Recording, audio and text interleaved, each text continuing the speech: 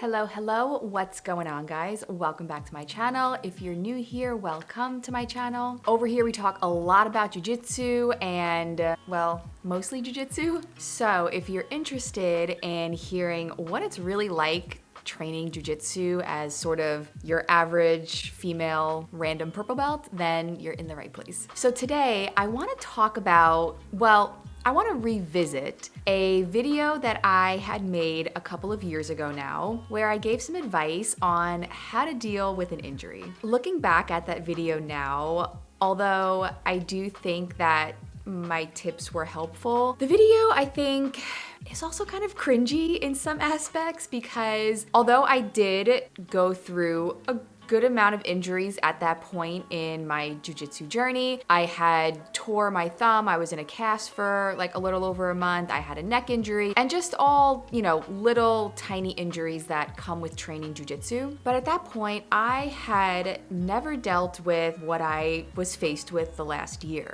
Although I had a few injuries that had taken me off the mats for a few weeks, a month, I was never faced with an injury and with having to have surgery that severely impacted my whole way of life. And I just feel like I have to redo this video because I have a whole new perspective on how to deal with a major injury that doesn't just take you off the mats for, a week or a couple of weeks. I think some of the things that I talked about in that first video, looking back now, I think I was a little bit naive and I sounded kind of naive because I had just never gone through what I've been through now. So let's get chatting about really how to deal with an injury from a new, updated perspective. So just to kind of recap that video from a few years ago, I mentioned a few things on how to deal with being off the mats, how to deal with being injured when you can't really train. I think my main focus in that video was to try to convince whoever was watching that even if you were injured, you should try to stay as active as possible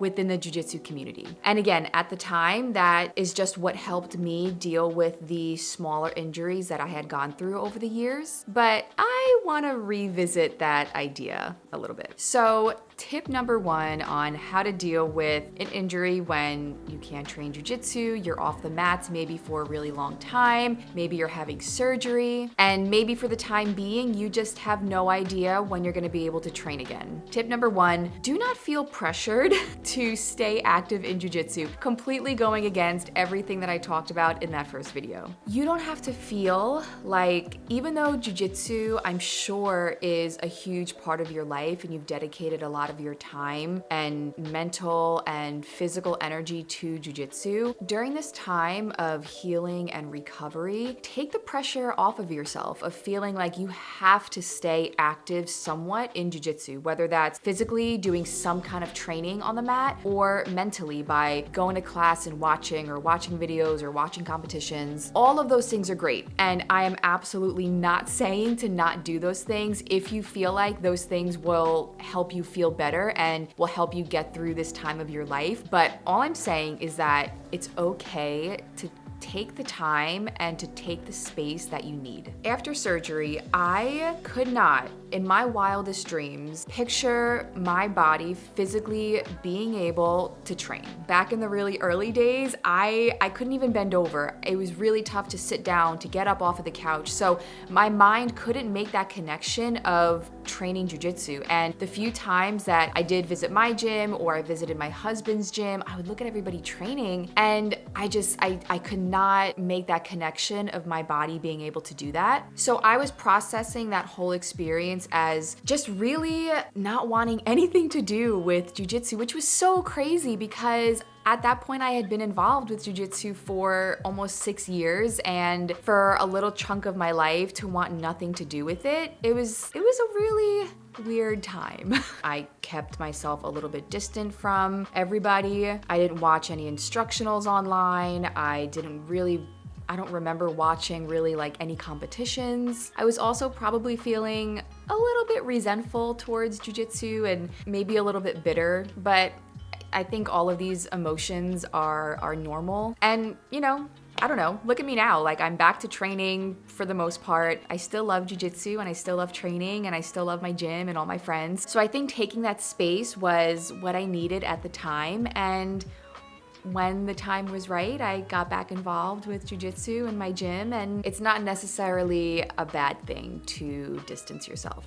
Tip number 2, find a new hobby. If you're facing a significant amount of time off the mats, and if you're like me, jiu-jitsu took over most of your life, every evening was spent at the gym, you're probably gonna find yourself with a lot of free time. I think what really helped me get through this situation in my life was trying to stay as positive as I could. Now, don't get me wrong, especially the days when I couldn't drive yet and I had to rely on my husband or my mom coming out here to get me out of this apartment. There were definitely nights where I was going a little stir crazy and I would get really down on myself, but for the most part, I really tried to stay positive throughout the whole situation and wake up every day and knowing that I was one day closer to being back to where I was, to being back to my old self, and ultimately to be back to doing jiu-jitsu. I tried to find a new hobby and I kind of wish that I tried a little harder. What I did instead was I really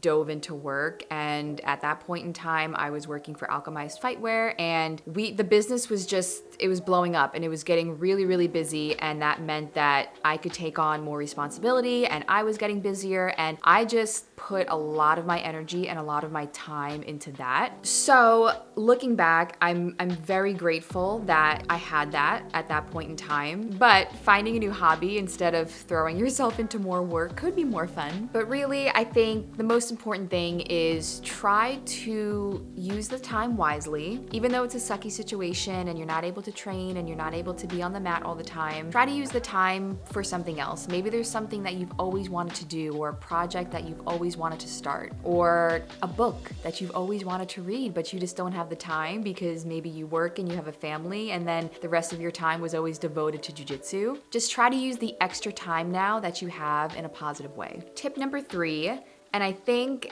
this is probably the biggest piece of advice that I can offer you, especially if you're dealing with an injury that really rocked your world. If you had surgery and maybe your mobility is impaired and your independence was kind of taken away for a little while, if you're going through the trenches of that recovery right now, this is the little tip that really helped me to keep going. This is what helped me stay positive. This gave me a ton of encouragement, and that is to take note of all the tiny little progressions. It's kind of similar to goal setting, right? If you make these big goals of what you want to accomplish by the end of the year, or what do you want to accomplish in the next 3-5 years, those can be really daunting, right? It can seem like so unattainable. So you create these smaller goals that are more short-term, right? They're more easily accomplished sooner rather than later, right? And those are the goals that keep you going to reach those really, really big goals. It's the same thing with these little progressions. It can seem really daunting, right, to look at the point from when you got injured or when you had surgery all the way to you getting back to jiu-jitsu and training like you were before. That, depending on your situation, could be a significant chunk of time, right? And I remember the first week after surgery, it was maybe like 3 or 4 days after surgery, and it was that following weekend, and there was a bunch of people that I knew going out to compete, and my husband had to go coach them. And I just remember sitting here really feeling defeated and really feeling like, oh my gosh, I have such a long way to go. And let me tell you, it's a really sucky feeling. So if you can keep track of all the little good things in between the time of when you're first starting to heal all the way until you get back to training, it's gonna give you so much encouragement. So for me personally, for example, every single week post-surgery, I was experiencing a new form of healing. Whether that was having the strength to lay on my side in bed. A few weeks after surgery, I surprisingly was able to sort of bend down and tie my shoes and put my own socks on. Doing all of those and accomplishing all of those little tiny things that we all take for granted every day, right? Tying our shoes, getting up out of bed like it ain't no thing, running back to your house because you forgot something. All of these things that can become really difficult when you're going through a recovery process. But once you start accomplishing those things again, it is life-giving, right? It really makes you feel like, okay, I am recovering and I am healing, and one day I will get back to where I want to be. Tip number 4, if you're having a hard time dealing with this new injury that you unfortunately are going through, another really big piece of advice is get outside.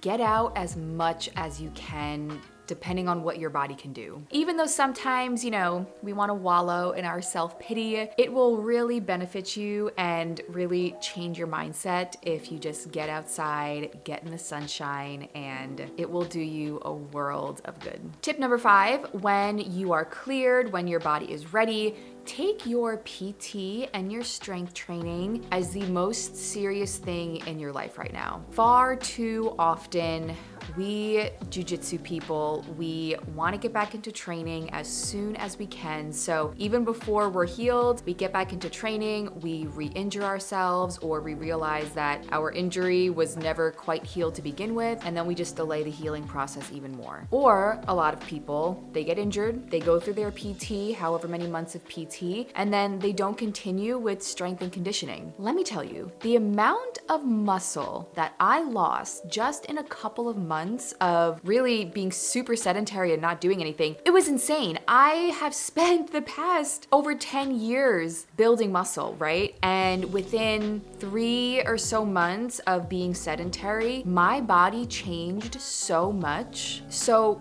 quite frankly, I don't understand how people can come back from a major injury and go right back to what they were doing and not continue to strength train that specific area to get your whole body involved to build back the muscle that you lost. I don't get it. Treating our body right and creating this strong system, it's a lifelong process. And just because maybe you're healed from your injury, don't stop strengthening your body. Don't stop strengthening that particular area. So long story short, don't slack on your PT and your strength training. And my last piece of advice for if you're dealing with a really bad injury and you don't quite know how to deal with it is stay involved in jiu-jitsu if you can, if you feel like you're able to. Like I said earlier, I'm not saying that it's a bad thing to go and watch class or to watch instructionals online. It's a good thing. It all just depends on the person. And like I said, for me, I really had no interest in doing so until I was ready. For you,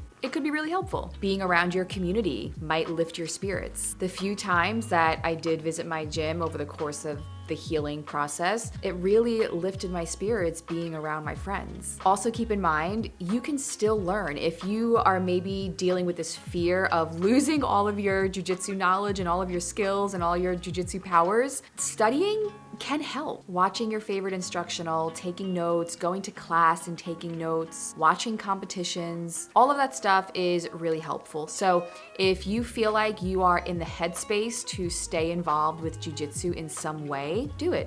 It's really only gonna help you. So that's it for today. I hope this video was helpful. I hope if you're watching this and you are dealing with an injury, I hope that recovery is going well. Leave a comment, let me know if you're dealing with an injury or if you've dealt with an injury in the past, and let me know and let everybody else know how you dealt with it, how you coped with it, maybe how you're coping with it now. When we sign up for jiu-jitsu, kind of the last thing I think that a lot of us think about is dealing with an injury that could really affect our livelihood, but it is a reality of doing jiu-jitsu and freak accidents happen. So I just think it's really important for those of us who have gone through something like this to help others that are going through the same thing and are maybe struggling, because it can be pretty difficult, you know? So yeah, that's it. I'm so grateful for all of you on here that watch my videos and support me on here. So yeah, thanks so much. Until the next video, I will see you guys next time.